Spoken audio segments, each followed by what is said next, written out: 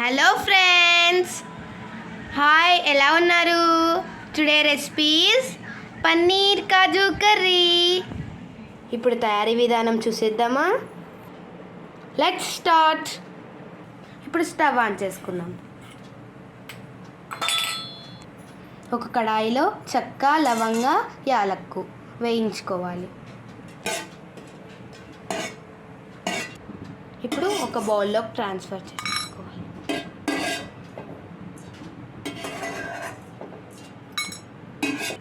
ఇప్పుడు ఒక స్పూన్ నెయ్యి వేసుకొని జీడిపప్పు వేగించుకోవాలి. జీడిపప్పుని వేసేసుకొని వేగించుకోవాలి.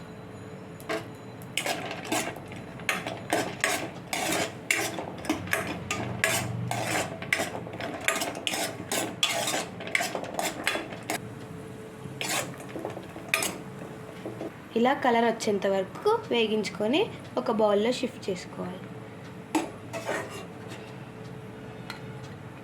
కొద్దిగా ఆయిల్ వేసుకొని పన్నీర్ క్యూబ్స్ని వేయించుకోవాలి.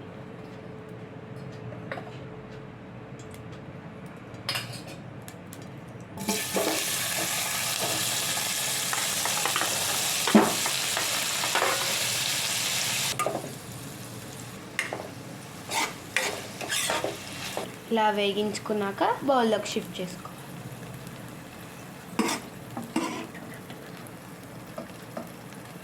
కొద్దిగా ఆయిల్ వేసుకొని ఆనియన్స్ గ్రైండ్ చేసుకోవాలి. ఇలా చాప్ చేసుకొని ఇలా గ్రైండ్ చేసుకోవాలి.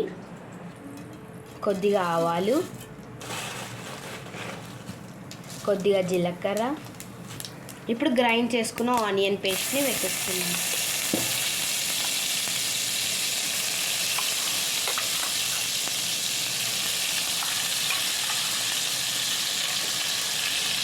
ఇప్పుడు టమాటాస్ని పేస్ట్ చేసుకోవాలి. కొద్దిగా అల్లం, కొద్దిగా వెల్లుల్లి, వేగించుకున్న చెక్క, లవంగ, యాలక్కులు, కొద్దిగా సాల్ట్ వేసుకుందాం.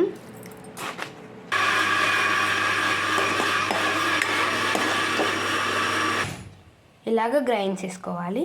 ఇప్పుడు గ్రైండ్ చేసుకున్న టమాటో పేస్ట్ని వేసేసుకుందాం.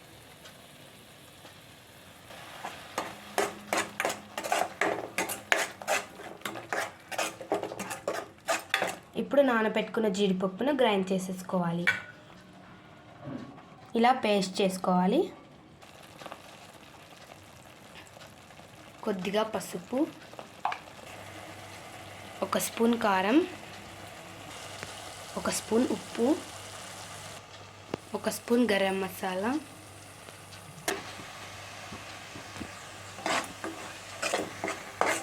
ఇప్పుడు జీడిపప్పు వేసేసుకున్నాం.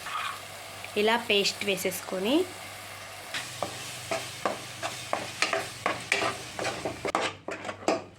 కొద్దిగా వాటర్ వేసుకోవాలి.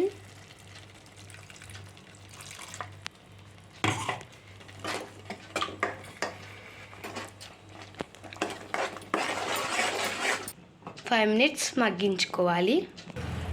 ఇలా వచ్చేంత వరకు మగ్గించుకోవాలి. క్యూబ్స్ని వేసేసుకుందాం. ఇప్పుడు వేగించుకున్న జీడిపప్పుని వేసేసుకుందాం.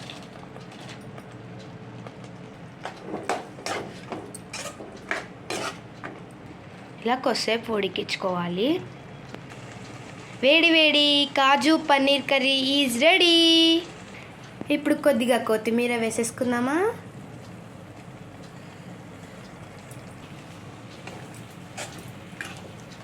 ఇప్పుడు స్టవ్ బంద్ చేసుకుందాం. ఇప్పుడు ఒక బౌల్లోకి షిఫ్ట్ చేసేసుకుందాం. Tasty tasty yummy yummy paneer kaju curry is ready. ఇప్పుడు టేస్ట్ చేసేద్దామా?